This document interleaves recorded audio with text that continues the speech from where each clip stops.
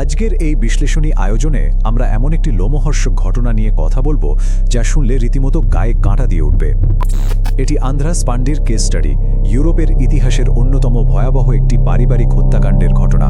আজ আমরা পুরো বিষয়টিকে একেবারে একজন অপরাধ বিজ্ঞানীর বা ক্রিমিনোলজিস্টের দৃষ্টিকোণ থেকে ব্যবচ্ছেদ করে দেখব।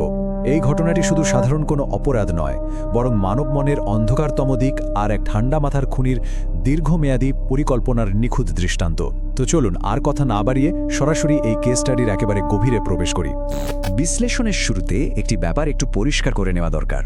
অপরাধ বিজ্ঞানে মোডাস অপারেন্ডি বা সংক্ষেপে এমও বলে একটা কথা আছে।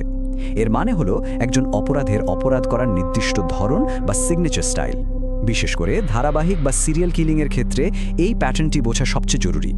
আন্দ্রাস পান্ডির এই কেসটির পরতে পরতে লুকিয়ে থাকা রহস্য বুঝতে হলে তার এই মোডাস অপারেন্ডি বা কাজ করার ধরনটাকে আমাদের একদম ভেঙে ভেঙে বিশ্লেষণ করতে হবে। এটাই আমাদের আজকের আলোচনার মূল ভিত্তি। শুরু করছি পর্ব 1, মনোজ পাস্টর এবং তার মুখোশের আড়ালের গল্প। আন্দ্রাস পান্ডির জীবনের সবচেয়ে অদ্ভুত আর ভয়ের দিকটা হলো তার দ্বৈত সত্তা। একদিকে সমাজে তিনি ছিলেন ভীষণ সম্মানিত একজন ধর্মযাজক, মানুষ তাকে ভালোবেসে ডাকত মনোজ পাস্টর। হাঙ্গেরিয়ান বংশোদ্ভূত এই মানুষটি বেলজিয়ামে থাকতেন এবং সবার কাছে ছিলেন একেবারে নিখাত আস্থার এক প্রতীক। কিন্তু এই আস্থার আড়ালেই যে লুকিয়েছিল এক ভয়ঙ্কর রূপ। তিনি ছিলেন মূলত একজন সংঘবদ্ধ সিরিয়াল কিলার। বছরের পর বছর ধরে খুব সন্তর্পণে তিনি নিজের পরিবারের সদস্যদেরই হত্যার নীলনকশা বাস্তবায়ন করে যাচ্ছিলেন। অপরাধীরা যে কিভাবে সামাজিক সম্মানকে ঢাল হিসেবে ব্যবহার করে, এটি তার একেবারে পারফেক্ট একটা উদাহরণ। চলে আসছি পর্ব 2-এ, নিখোঁজ রহস্য এবং ভুয়া প্রমাণ। 80 এবং 90-এর দশকে যখন তার পরিবারের সদস্যরা একে একে হঠাৎ নিখোঁজ হতে শুরু করল, তখন চারপাশের মানুষের সন্দেহ দূর করার জন্য পান্ডি বেশ চালাকির আশ্রয় নিলেন। তিনি সবাইকে খুব স্বাভাবিকভাবেই বোঝাতেন যে নিখোঁজ সদস্যরা আসলে বিদেশে পাড়ি জমিয়েছে, সেখানে গিয়ে তারা নাকি নতুন জীবন শুরু করেছে। আর সবচেয়ে মোক্ষম যে অজুহাতটা তিনি দিতেন তা হলো তারা নাকি স্বেচ্ছায় আগের পরিবারের সাথে আর কোনো যোগাযোগই রাখতে চায় না। বুঝতেই পারছেন, এমন নিখুঁত মনস্তাত্ত্বিক চাতুর্যের কারণে তাৎক্ষণিকভাবে কারও মনে জোরালো কোনো সন্দেহই দানা বাঁধেনি। কিন্তু এখানেই শেষ নয়। অপরাধ বিজ্ঞানীর চোখে দেখলে এখানে সবচেয়ে ইন্টারেস্টিং পয়েন্টটি হলো তার প্রমাণ জালিয়াতির অভিনব কৌশল। পান্ডির ওইসব কথাবার্তা কিন্তু স্রেফ মুখের বুলি ছিল না। পরবর্তীতে তদন্তে বেরিয়ে আসে তিনি রীতিমতো জাল নথি আর ভুয়া চিঠিপত্র তৈরি করে সেগুলোকে একেবারে আসল বলে চালিয়েছিলেন। ভাবা যায় নিজের তৈরি করা মিথ্যের জাল টিকিয়ে রাখতে আর বিচার ব্যবস্থাকে বিভ্রান্ত করতে তিনি কতটা মরিয়া ছিলেন। এটা কোনোভাবেই মুহূর্তে রাগে করা অপরাধ ছিল না, বরং অত্যন্ত ঠান্ডা মাথায় দিনের পর দিন ধরে চালিয়ে যাওয়া একটা মাস্টার প্ল্যান। পর্ব 3, অপরাধের ধরন ও সেই ভয়ঙ্কর স্বীকারোক্তি। যে কোনো সিরিয়াল কিলিংয়ের ঘটনায় সাধারণত একটা টার্নিং পয়েন্ট থাকে যা পুরো মোড় ঘুরিয়ে দেয়।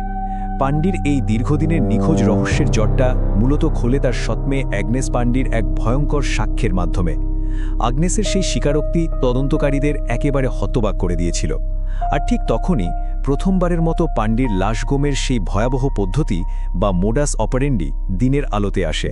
বলা যায় এটাই ছিল পুরো তদন্তের সবচেয়ে বড় ব্রেকথ্রু।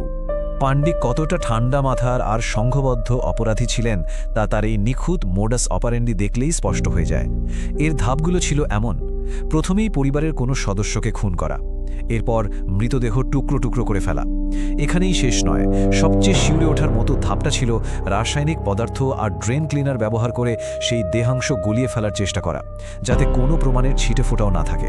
আর শেষে অবশিষ্টাংশগুলো স্রেফ ফেলে দেওয়া হতো। এই মারাত্মক সুশৃঙ্খল আর ক্লিনিক্যাল লাশগুমের প্রক্রিয়াই তাকে বছরের পর বছর ধরে আইনের চোখ ফাঁকি দিতে সাহায্য করেছিল। পর্ব 4, ভুক্তভোগীদের পরিচয়। এই কেসের ভিক্টিমোলজির দিকে তাকালে একটা দীর্ঘমেয়াদী আর সুনির্দিষ্ট প্যাটার্ন চোখে পড়ে। তালিকায় কে নেই? পান্ডির নিজের 2 স্ত্রী, নিজের 2 ছেলে এবং 2 সৎ মেয়ে। এই তালিকা থেকেই প্রমাণ হয় তিনি রাস্তার কোনো অচেনা মানুষকে টার্গেট করেননি, বরং পরিকল্পিতভাবে একেবারে নিজের ছাদের নিচের আপন মানুষদেরই বছরের পর বছর ধরে শিকার বানিয়েছেন। 6, এই সংখ্যাটা স্রেফ একটা অঙ্ক নয়। 6 জন আপন মানুষের প্রাণ কেড়ে নেওয়া হয়েছিল। এই 6টি সুনির্দিষ্ট খুন কোনোভাবেই রাগের মাথায় হঠাৎ করে ফেলা কোনো কাজ ছিল না, বরং এটা প্রমাণ করে যে এই সিরিয়াল কিলিং কতখানি পরিকল্পিত এবং কতটা দীর্ঘ সময় ধরে নিঃশব্দে চলছিল। পর্ব 5, কংক্রিটের নিচে অচেনা কঙ্কাল। আন্দ্রাস পান্ডি গ্রেপ্তার হওয়ার পর যখন তার একটি সম্পত্তিতে তল্লাশি চালানো হয়, তখন তদন্তকারীদের চোখ ছানা বড়া হয়ে যায়। সেখানকার কংক্রিটের আস্তরণের নিচে চাপা পড়া অবস্থায় যা পাওয়া যায় তা ছিল রীতিমতো অভাবনীয়। মোট 8 জনের কঙ্কাল উদ্ধার করা হয় সেখান থেকে, যার মধ্যে 7 জন ছিলেন নারী আর 1 জন পুরুষ। আর গল্পের সবচেয়ে বড় টুইস্টটা আসে ঠিক এখানেই।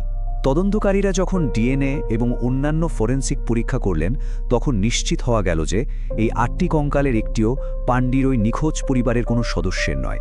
তার মানে কি দাঁড়ালো? এই 8 জন মানুষ তার পরিচিত সেই গণ্ডির একেবারে বাইরের মানুষ।